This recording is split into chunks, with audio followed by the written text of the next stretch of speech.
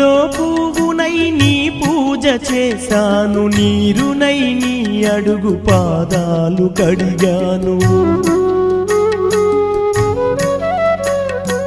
ఒక్క పొద్దులు ఉంటూ ముడుపు చెల్లించాను, దిక్కు నువ్వని మొక్కి ధీమాగా ఉన్నాను.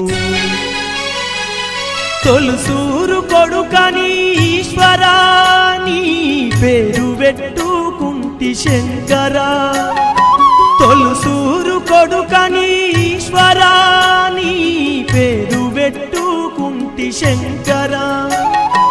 అందుకే వేశావ ఈ శిక్షను, నా కొడుకుపై నక్సలైటని మచ్చను.